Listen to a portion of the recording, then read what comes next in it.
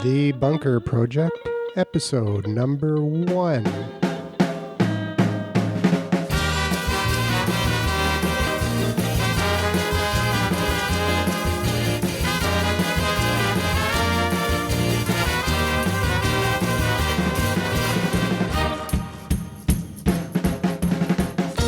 The Underground Bunker Project is a meetup focused on social media, internet marketing, new media, and podcasting. Set at the Bunker at the Barclay Hotel on Robson Street in Vancouver. The Bunker Project will appeal to those looking for cutting-edge social marketing and new media information, and to those who just want to socialize over a beer and exchange thoughts and ideas about social media. Hello, everybody, and welcome to the first ever episode of The Bunker Project, where we talk social media in a casual atmosphere over a beer. My name is Andrew McGivern, and I'm here with Bob Garlick. Hey, gang. So what we're doing here every week is we're talking social media and podcasting, anything new media or user-generated content, and social marketing, how you can improve your business or your personal connections. Hey, and great beer. Come on, we got these great black beers. Exactly. The Bunker is a bar in Vancouver's West End. Now, how do you describe how to get here? For me, it's like, you go down Robson, and just before Robson dives, that's where the Bunker is, which is kind of a weird thing to say. Because it is kind of a dive. Exactly, the beginning of the dive. And we love it. We love that it's kind of a dive. It's a hole-in-the-wall bar, and we've got a little studio in the back. Yeah, and it shoots great. I was shooting pictures earlier, and it looks fantastic. It's got, what are these colors from? Well, they're actually from, originally, this place used to be all white. White ceilings, white walls, everything white. And they used the maroon and blue from the Vancouver Canucks because they wanted to make it into a sports bar. And that failed miserably. Pretty much. Yeah. Well, there's just no sporty people on this side of... Well, the problem is it's kind of like a little dungeon in here, and that's why they named it the Bunker. Yeah. Hard to find. People walk by it, and they don't even know it's here. It's weird. I know I walked by when you were going to introduce it, and it's got this way cool atrium entrance. And you're looking at it, it's like, wow, cool place. And you come in, no, it's this dark, dingy, low-ceiling place. I love it. It reminds me of Tokyo, actually. I thought it was Bangkok. Bangkok too, but there's this place called the Pit Inn, which is an awesome, awesome jazz venue. You go in there, 2 o'clock in the afternoon, blazing sun, really bright, going black as midnight, and a fantastic jazz player playing. And then you stagger out 2 hours later, and it's still bright outside, totally messes with your mind. For those of you who don't know Bob Garlick, he's known as the marketing mentor, but he's also lived overseas for quite a while in various countries in Asia and getting in trouble in all those countries, man. Yeah. He's an idea guy, and he's got on his resume. He's got a heck of a lot of design experience. He's a heavy drinker. Heavy drinker, but only on Wednesday nights at the Bunker. True. And tell us a little bit about what you do. Okay, so here I am grooving in Asia and doing the big thing with the big agencies, big international clients. And I got a family with a couple of kids, and the wife says one day, hey, Bob, kids are getting older. Time to move back to North America for a good education. So, okay. Spent a couple of years, looked at London, England, looked at South Africa, Mexico City. And ultimately, we ended up coming here because I got headhunted by Creo before it became Kodak. So that got me into town. And for the last 5-6 years, I've just been running around like everybody else, doing networking meetings, getting to know people, helping out small businesses because this province is just full of small businesses. And just coming up with creative ideas and solutions. So I've morphed from a full-service agency guy down to one-on-one fantastic creative ideas about what they need to do with their marketing that's cost-effective. That's all. Excellent. And you also do a podcast? Yeah, I got a podcast about business books. I've got a couple of blogs. I do a lot of strategic alliances with people in town because it really, really works. And this is our newest project. I mean, what was like 2 months ago you came up with this idea, and boom, we're already doing the show. That's good. And your podcast is at Business Book Talk. Yeah, it's, oh God, it's one of like trying to get a .com that works. So here I'm struggling, business book this, business book back, nah, not going to work. So I got business book chat. I think it's because nobody uses that word in North America. It's more of a European word. Let's go chat about something. Anyways, I love chatting. And the goal is to do one book a week for a year. So that's 52 books. I'm halfway. So if you know anybody that actually reads business books, which you'd be surprised how few people actually do, I'd love to interview them and find out how that changes their mind. Mm-hmm. The perspective, how it changed the way they look at things. Yeah. I mean, you're influenced by different things, and it's really good to be influenced by reading a book because look at how much energy and time is put into creating a book. Mm-hmm. You can just say, hey, you know what? I don't know anything about a subject. I'm going to write a book. You got to be doing that. You got to understand it a little bit. And then you write a book, and then you have this amazing experience over 6 to 8 months with an editor where he totally rips your book apart, and you sweat bullets for months and months and months, and you get the damn thing out. So there's a lot of focus in a book. So definitely, highly recommend reading a business book if you're in business. And like I said earlier, it's really surprising how few people read regularly a business book. Mm-hmm. Well, I've got quite a collection myself. Well, I'll have to come on your yeah. show. I don't know. I've got 25 books. There's not too many, not too many more left. So anyways, let's talk a little bit about what's happening here at the bunker. Mm-hmm. Let's talk a little bit about the format and how we're gonna pull it off. But before we do that, you're kind of like the techie guy. You got all the mics and the mixing boards. Let's tell our listening audience a little bit about what's the setup here. Like I got a mic, you got a mic, we got some headphones on, but what happens after that? Well, we're using dynamic microphones because a condenser microphone is actually it sucks in all the audio around us. And we've got a little fridge here in the bar, keeping the beer cold. And if we were talking on condenser microphones, that would be streaming right into your ears right now on your headphones. So we're using dynamic mics for that reason.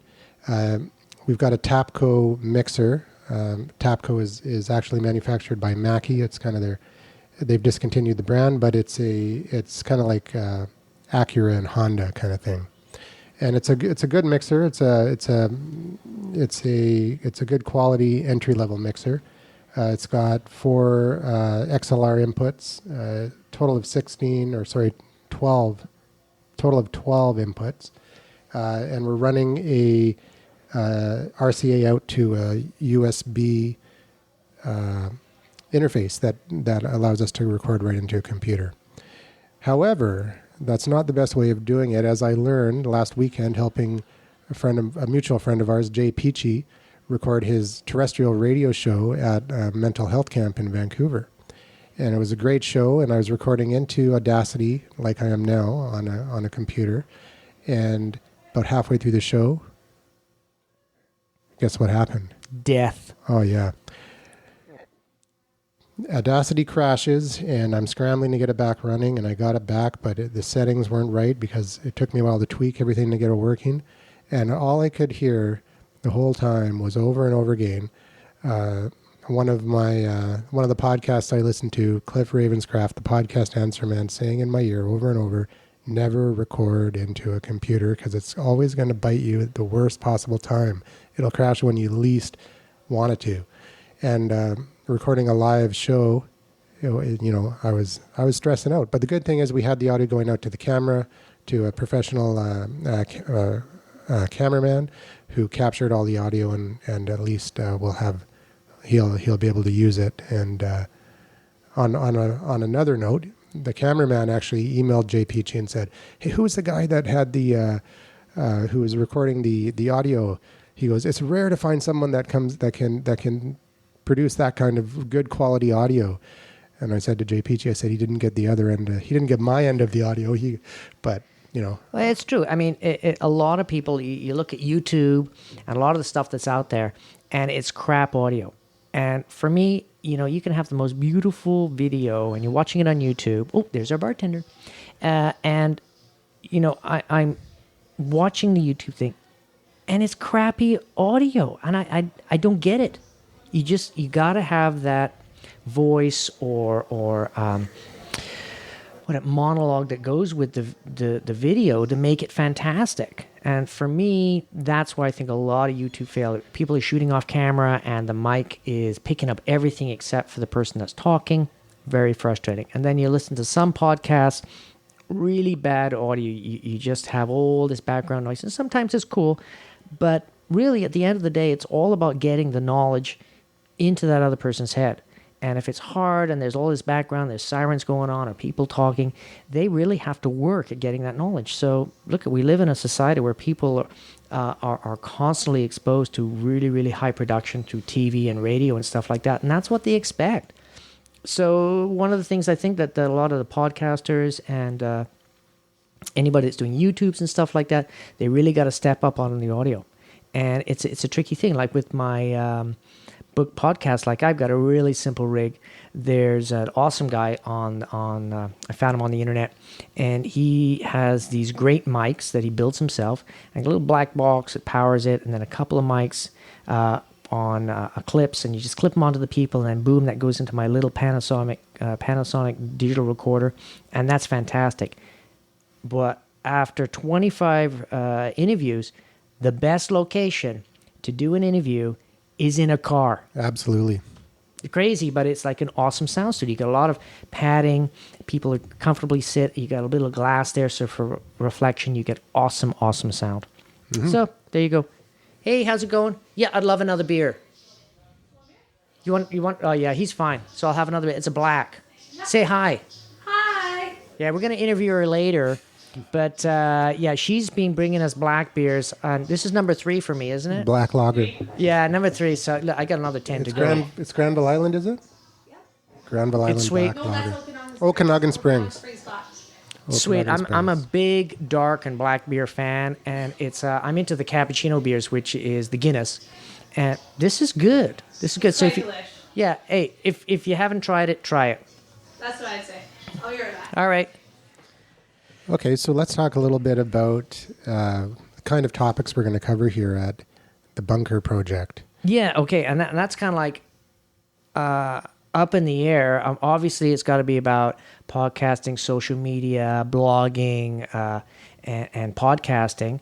And maybe we'll vary back and forth, maybe talk about beer sometimes. Oh, speaking of beer, I got a beer coming. But yeah, definitely. Social media, definitely that's what we want to talk about. That's awesome. Thank you very much. Cheers. So, yeah, so we've been discussing, okay, here we are in this little room. We've got these bar chairs that we've reorganized. We're surrounded by a bunch of DJ equipment, which makes the place look pretty cool. And how are we going to control the situation? Because, part of the show is about how to set things up and make it work. So for right now, we got the 2 mics. We'll probably bring in a couple more mics when we start getting more people in here, because today we got 0.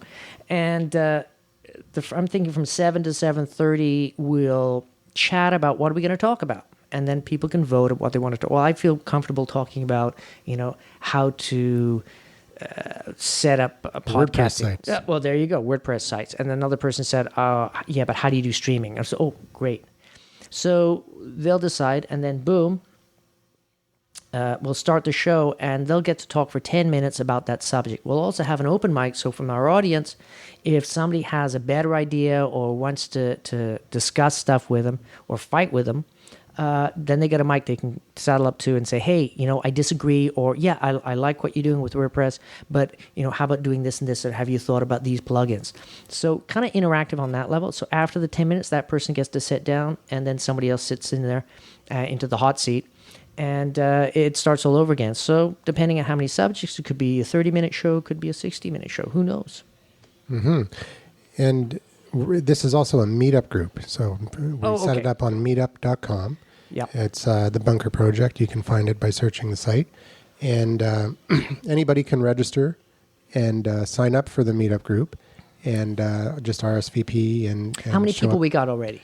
15. Okay, 15 people. We haven't even promoted this thing. So people just Googling, or maybe not even Googling, just going into the meetup and saying social media or whatever. Actually, what it is people who have signed up as a meetup member have expressed interest in what they're interested in hearing. And Meetup actually sends out automatically to 700 people who are interested in subjects that your meetup is about. So that's what happened. We got 15 people, and within a few days, without actually us doing any promotion Hey, whatsoever. didn't we get 3 people said they're going to turn up? We did. Man, you guys, how embarrassing for you. You're not here, but hey, come on down next time. Yep, and definitely welcome, and everybody else, sign up and come on down. And if you're not in the Vancouver area, that's why we're doing the podcast, because you can participate in the show and in the meetup by sending in your voicemail feedback. Yeah, And do we have a phone number for that or anything? Or? I'll give you a temporary number right now, and it's 604-816-0356. And we'll have a 1-800 number soon, which will automatically send in the audio file, and we'll bring you right into the show with your questions. I'm going to call some people in Tokyo and in Shanghai and see if they phone in, because it'd be awesome. Hi, I'm phoning from Shanghai, blah, blah, blah. So if you hear about the show, if you're far away, love to hear it. Love to hear you guys, because it makes us sound better. And, there's nothing wrong with bringing in people live too. We don't have to bring people in with a voicemail feedback question. We can bring them in via Skype. I was going to talk about Skype. That is an awesome way to do a podcast, just through Skype. Absolutely, and we can talk about that too. I know quite a bit about that myself, and one of our future guests, he's confirmed that he wants to come on the program, is a podcasting expert, and he makes his living teaching people how to do podcasting on a very low budget. Isn't this the guy that has noisy podcasts?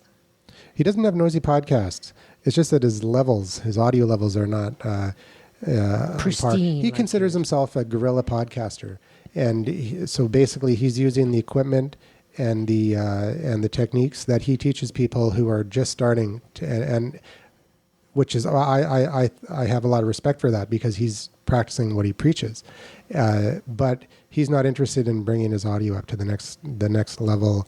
It's studio style. He's like street level. He's not a studio guy. He's a guerrilla guy. He's out there on the street recording content, putting it up. Now, to his credit, he does about 15 to 20 podcasts, and almost all hang on. of them. You say 15 or 20, like 15 or 20 separate shows. In what? In 2-3 months? He's got one called, I might as well say his name. Sure. His name is Scott Patton. He's the person that introduced me to podcasting. He's got a show called Weight Loss and the Mind that's listened to. Oh, hey, hang on for a second. Somebody's just come in. Hey, who are you? Come on down. Oh, we've got our first guest. Are you our guest? I guess so. Oh, what's your name? Live on the air? Yeah, absolutely, man. This is the podcast. Sit down. Jane Doe. Jane Doe. And she looks like a Jane. Well, we've got our first guest here, and actually we're not live on the air. It's actually recorded. Yeah, we're going to record it, but we're not going to edit it. So it's the same as live. Unless we say something. Gin and tonic then. No, hey, look at this. Is my third beer. Do you want to get a beer or a gin tonic? I think I will. Go You're for it. Bob, right? Yeah, hey, good to meet you. All the same people. Or did you notice that? Hey, it's Facebook at work, crazy. isn't it? I know so many people that I don't know. 6 degrees of separation. Andrew McGivern. Andrew, of course, yeah. You're the organizer. I'll be right back. All right, cool. So this is how it's going to work. Very casual. Somebody turns up, boom. The whole format of the show. What the hell were we talking about before she came in? WordPress, and I think she's the WordPress girl. Oh, talk about synchronicity. Love it. That's hilarious. Okay, so we got this guy. He does this really street style. Now, let me just jump right in here. I remember way back in the old days where CBC was doing great content. Just kidding. And there was a guy in Toronto, and he used to go on the train with probably a dynamic mic. Is it dynamic mic that cuts down the sound, or the Condenser mics. Okay. Especially large diaphragm condenser mics. They absorb the sound like crazy. Yeah, so the guy must have had a condenser mic. He would get on the trains in Toronto, and he'd interview people about the book. So that just shows I stole my idea. And he's on, says, "Oh, what are you reading?" And he would interview these people. It was awesome. I'm talking about the guy in Toronto. You remember him? He's a guy in Toronto, used to get on trains and interview people about books. You imagine from CBC? Yeah, okay, we're talking 25 years ago, pre-podcasting. But really, that's what it's all about. It's going out there and getting the content. And it's same with photography. I ran into this guy the other day, or is actually a friend of the family, and she's saying, "Oh, hey, See how I changed them? I ran to this guy the other day, turns into a girl, so the story's changed. But anyways, this lady says, "Oh yeah, I'm thinking of getting a DSLR." Da da da da. I said, "Look, the secret to photography is having the camera there. If you got the most fancy camera in the world and it's too heavy, so you don't take it anywhere, you're not gonna get the shot. You miss the shot. Yep, exactly. So, what we talked about is how the show's going to work with subjects and stuff like that. So, do you want to get a mic on her? And can you just hang Okay, on, audience that are listening? We're just going to make a lot of noise for about 30 seconds to rearrange stuff. What we'll do is we'll just pause for a second, and we'll be right back. The magic of computers. And we're back. And it's funny because we were talking about WordPress, and in walks the WordPress queen, Allison Bannister. And she's got a company here. What's your company name? NetGenus Solutions. And you help people set up WordPress sites. Basically, yeah, I'm kind of a sort of mostly one-woman shop. Do probably about 90% of my work, the work myself. And I specialize in small businesses, like, right from hobbyists to really small companies, a couple of mid-sized companies. And I like to do first-time websites. There's no legacy issues, but the beauty of WordPress is that it's, I can start them out with a website, totally nice, corporate, Web 2.0. And they're always, just really amazed at how quickly it can go up and how inexpensive it is. And how easy it is to add content. And I actually, probably I'd say about 50% of maybe 50% of my clients actually end up blogging about their business, which is really rewarding because, I set up almost all of my WordPress websites. They're corporate sites. They have regular navigation. But I set them all up with a corporate blog page.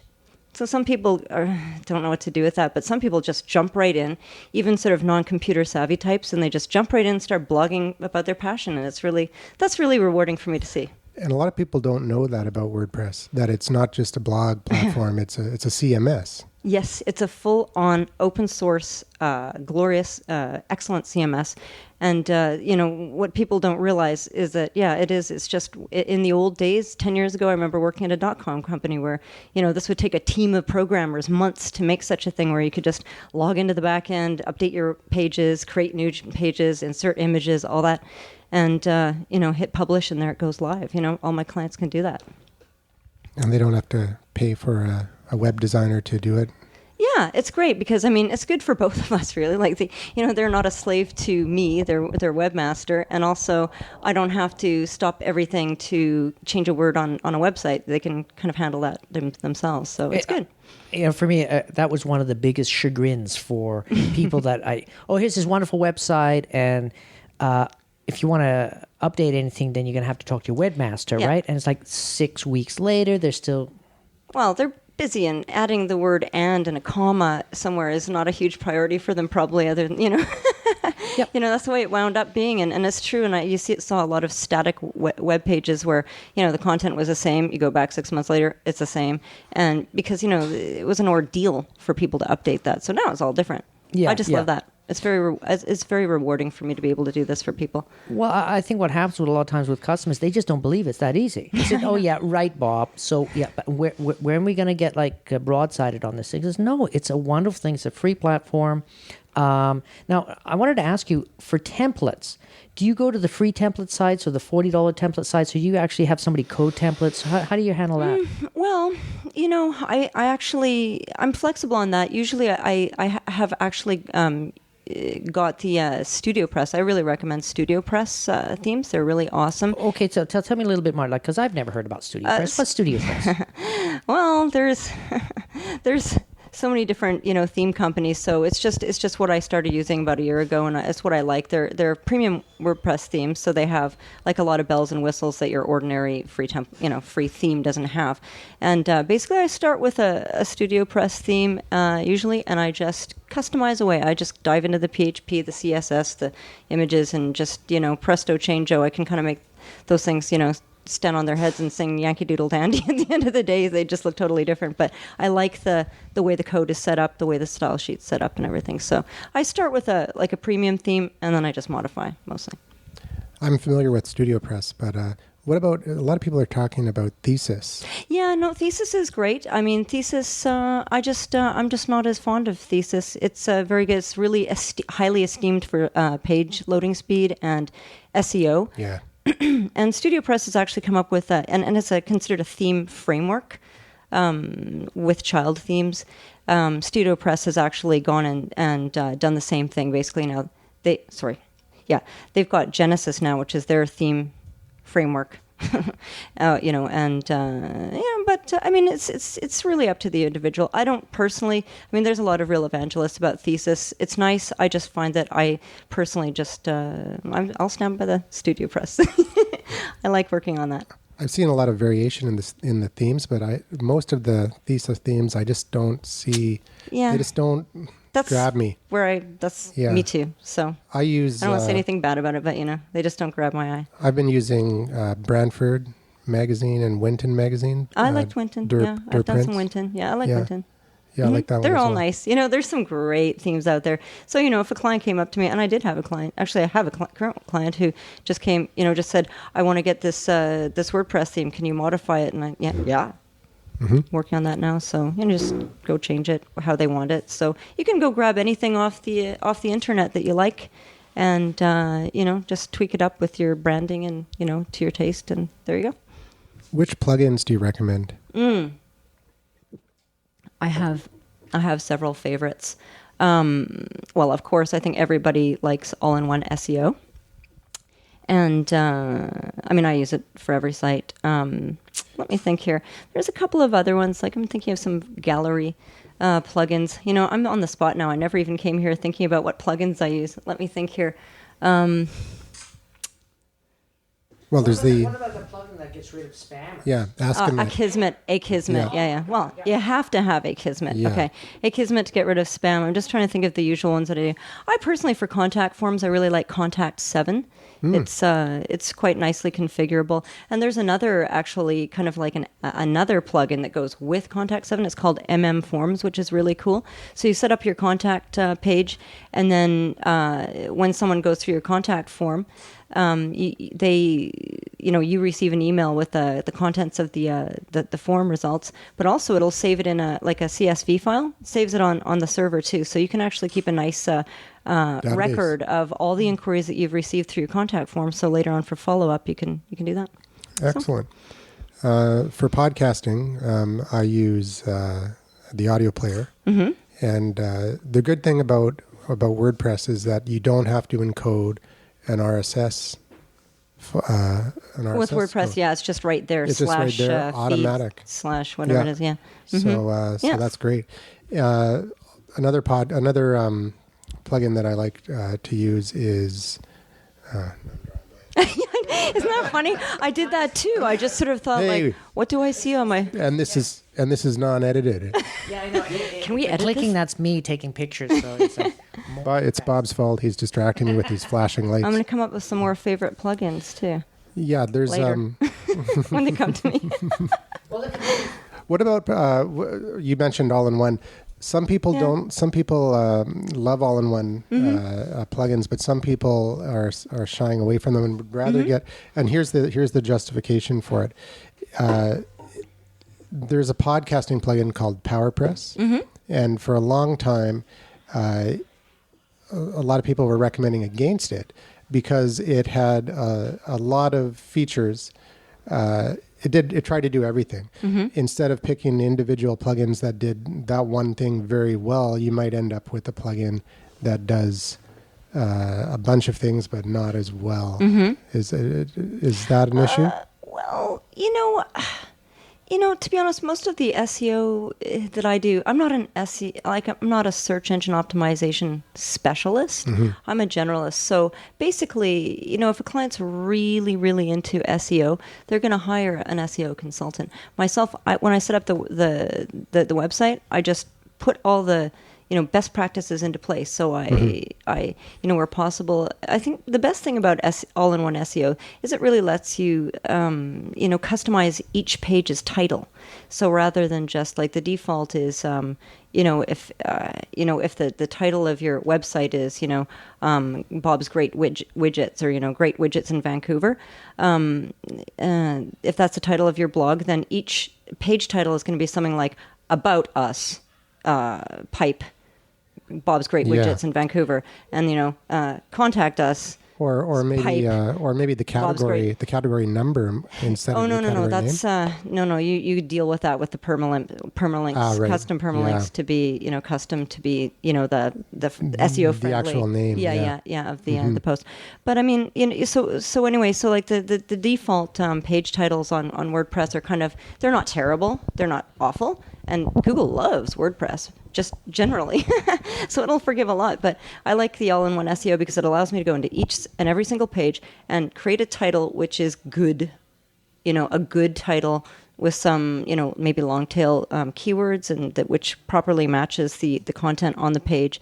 And, and then I do the, alt tags on images and stuff. But all-in-one SEO I like mostly for page titles. Okay, so now we talked about some classic plugins and stuff like that. Let's talk about some special magical plugins that, you would recommend for people to say, oh, you got to have this one. You drawing a blank? For some funny reason, I kind of am. Isn't there a beer plugin or something? Now I'll drink to that. But you know what? I am kind of drawing a blank. I think, like I said, I'm pretty satisfied with, Contact 7, but not so satisfied that I didn't get MM forms. And I like all-in-one SEO. I'm not going to write an infomercial for it though. I can't think of one that I'm just crazy about. Yeah, the hell with it then. So let's go off topic, totally different topic. When you're dealing with clients, you're being, hi, how you doing? Yeah, I'm a WordPress specialist. What do you say to these guys to get them to understand the power of the simplicity of something like WordPress? Well, a lot of times, a lot of my business is really through referrals. So they would have talked to their friend. They said, their friend would have said, oh, look, I got this, great website, great price. And look, I can go in the back end. Look, I'm going to change a page.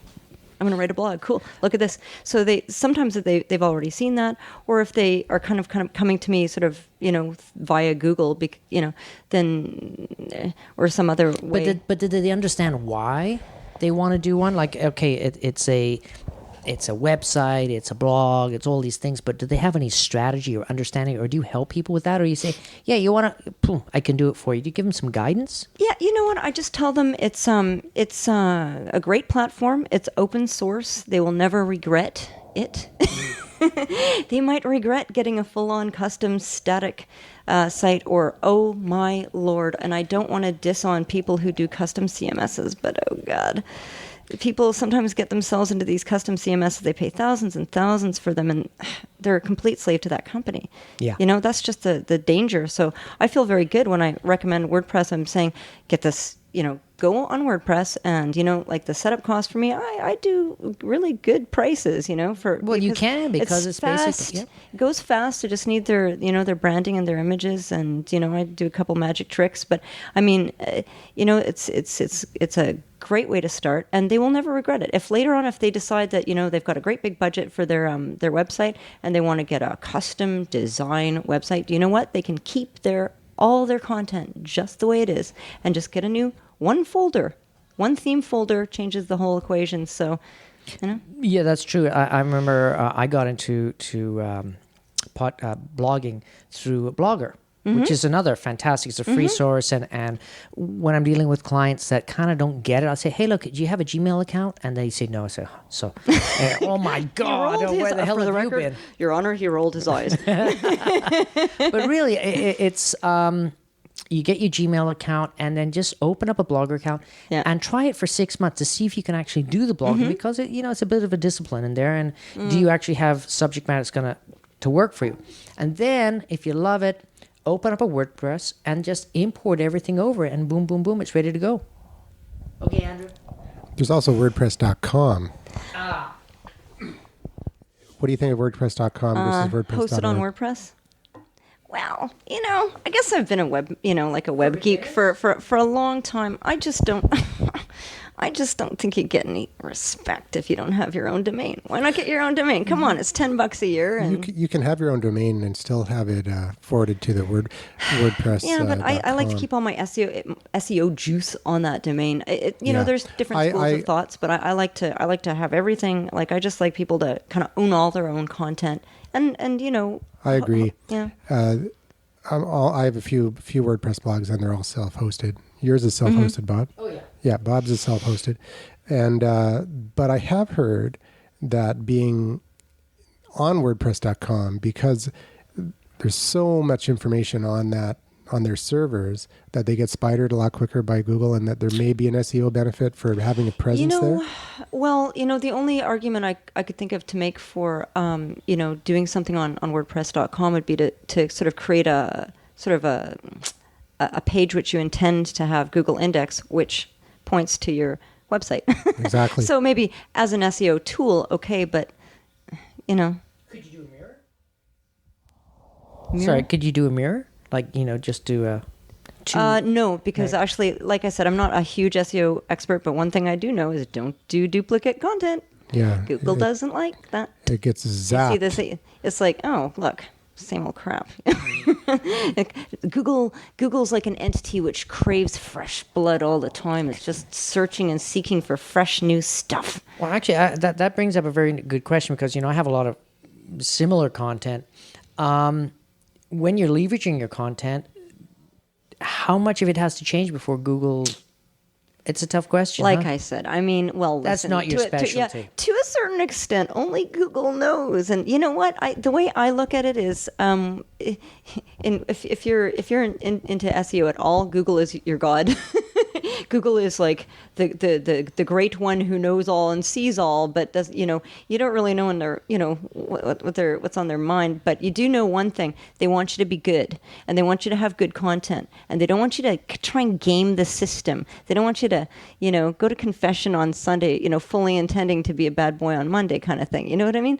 Like they when they see that you've got good content, other people are linking to you, not you have created 10 different, websites on the same freaking IP address because you got a HostGator cheap thing.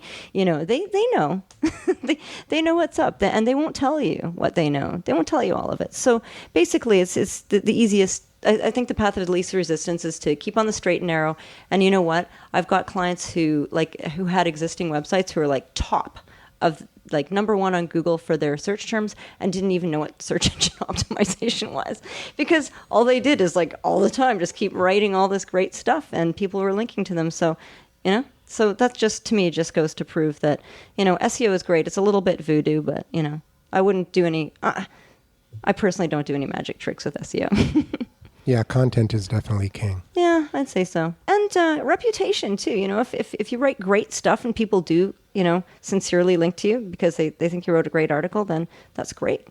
And I think the Google algorithm has ways of detecting whether you're playing these tricks to get the links or buying the links. Oh, sure they do. Yeah, that's the kind of thing, like I was saying, where you can get a hosting package where you can host unlimited domains on this IP address, right? So a lot of people, they go and they write, they make 10 websites and all linking to this other website, and Google goes like, oh look, there's a whole cluster of websites all leading this one site on this one IP address. Like, hello, yeah, they just you're not fooling anyone. I think they just recently announced that they're penalizing sites for having too many links now, because if it's not an organic. Yeah, Google likes it natural and it likes it fresh. It's just like It's that's what it likes. And there's another thing that I learned quite recently that kind of surprised me. And I used to just, to keep costs really super low for my customers, I always used to just say, get 1 year, just get your domain for a year. And it's like, whatever, $12 Canadian and GoDaddy. And now I don't recommend anything less than 2 years, because I discovered recently that Google kind of punishes you if your domain expires within the year. So now I just say get a 2 year. Yeah, long-term integrity. Yeah. And hey, look, you're going to save some money. Actually, you mentioned GoDaddy before, and I am totally into GoDaddy. Me and too. I had like years ago, they had this great deal, and I got 4 years of unlimited this and unlimited that, and I had the server, and I was just running one domain on it, and then suddenly I discovered WordPress, and now I got 5. Oh, yeah. And before I'm going to dump this. This is totally useless for me. Now it's a huge, viable, what would you call it, like a tool for me, and it has huge value. What, the hosting? Yeah, the hosting is like suddenly it has huge value, and I didn't understand it until this WordPress became simple. Right. Especially with GoDaddy, you can just like get a domain and it'll upload the software for you, and boom, you're ready to go. And here's my template, done. I mean, really, literally within 3 to 4 hours, you can be up and running. Yeah, and clients love that. You know what? I actually don't use GoDaddy for hosting. I use it for domain registration religiously, and I get extremely irritated and annoyed when my clients have other registrars. It's like, oh no, what? Who do you use for hosting? Who do you use for hosting? Oh, I've got a couple, because I'm kind of demanding and I'm never satisfied. So right now I'm kind of liking HostGator. I've got NetFirms and Bluehost right now. Do you like them? Yeah. Bluehost, I've For had different experience reasons. with Bluehost. I really like it. NetFirms, not so much. NetFirms, their customer service, it takes a little bit long to get a hold of them. Bluehost answers right away, but I've had a few more issues with Bluehost. But I'd have to say I'm fairly satisfied with both of them. Okay, now I got a question here. What is a great package for a hoster, for both of you guys? Because you experiment, you know what's good. What should you be looking for? What, as a reseller or someone who just has 8 dozen websites like mine? Somebody who needs... Someone who wants to set up their clients like, and make I'm Joe Blow. I've got a website. I'm going to get into this WordPress game. Great. So what should I look for in hosting? So an individual business owner or someone who maybe an activist or anybody who wants to get their message out there. Okay, if you're a business or someone, and if you've just got a website and you want to, you want a deal, I'll be honest, I cannot think of one better deal than this. And it's a company that I've set up most of my customers on. And from time to time, I kind of think I've found something better, but I never have. Because like I said, I'm very demanding and I'm never satisfied. So one I really do like is called Web Hosting Pad. And the only downside for us Canadians, though, is that their toll-free is not available in Canada. They are good with email support, but if you want to speak to someone, you have to dial long distance. Myself, I've got a VoIP. Of course, I'm a geek, so I've got the all you can talk, blah blah blah North American plan with my Bluetooth on my laptop all day long. So it doesn't bother me a single bit with Web Hosting Pad. And anyway, my customers call me when there's an issue. Although with Web Hosting Pad, I really don't. I might have the odd issue, just like once in a while, maybe a bit of slowness. And I've got, certain customers who I think it's in their imagination, some problem with their emails. My email isn't working. It's like, did you send it to the right email address? Like, can you just check that one more time? But I've never had a problem with anything with Web Hosting Pad. That wouldn't be a problem for me either. I've got my Magic Jack, so I can dial anywhere in North America too. Oh, I'd like to talk about Magic Jack. Yeah, the Magic Jack is great. I'm waiting for Google Voice. Yeah. It's they've got it in the States, but not in Canada. My American friend was just trying to. Unless you have a 403 area code, then it'll work in Canada. Cool. Yeah, there's a way to do it, but I'm waiting. In the meantime, there's Talk to Me, which is another great service that does almost everything that actually does more than Google Voice, but you have to pay $15 a month. You got Magic Jack and you're still looking? Are you never satisfied? Well, the Magic Jack is a phone, but Talk to Me and Google Voice goes on your laptop. It acts as a switchboard. So totally different thing. Magic Jack allows me to make calls, but Google Voice and Talk to Me allow you to send all you could have one phone number. Forward everything. That forwards to 5 numbers at the same time. Yeah. A lot of the You can't do that with Magic Jack, like forward that number to a cell phone or anything. You could. Yeah. You could, but it doesn't have all those extra features. Like for instance, Sime Ring, I can set up my Google Voice to ring. They phone my Google Voice number and it rings on. Say I have 5 salespeople on the road, and a lead calls my number. It'll ring on the 5 numbers at the same time, and whoever gets it first gets the lead. Ooh, that's cool. And that's only one feature. There's so many features for Google Voice. It's unbelievable. And it's free. But Talk to Me is just as good, if not better, but it's $15 a month, and it's available now. Only $15 a month? We'll talk about that another time Okay. in another episode. But Sure. for now, we're talking WordPress, and we're getting a little bit late into the show now. And I talk too much. hey, Just ask my boyfriend. there's a lot more we could talk about WordPress, so we'll have to have you back on. And Okay. Hey, so yeah, I just wanted to say I love this first show. We started off slow. We had our first guest. Awesome. For somebody said, I don't know what to talk about. And thank you very much for coming, Andrew. My pleasure. Thank you for being a co-host. And I'll give it over to Andrew to shut down the show. And let's just give out a website address here, www.netgenus.com. netgenus.com. netgenus.com. NetGenus. And if you need a website, especially a WordPress site, specifically a WordPress site, head on over, check it out. Her card is a little square with an eye on it. Your customers are looking for you. Get a website from $300. $500? For now it's 500. Those are a little outdated, but we'll talk. Yeah, and I think that Maybe I could do it. she's even at $500. She's undervaluing her talent. If you get 2 websites, she'll give you 20% off. Ask me for the Yeah. bunker special. The bunker special. Hey, there you go. Ask for the bunker special, and you'll get the deal. All right, so that wraps us up. We've had signing out here at the bunker, 13. What's the address here? 1368 Robson Street. Just before the dive. It's between Jervis and Broughton. Yeah, just before the dive before the hill, crest of the hill on Robson Street. Come on by, and would love to see you. And this is Andrew McGiver and Bob Gallup and Allison Bannister signing off. See you next week.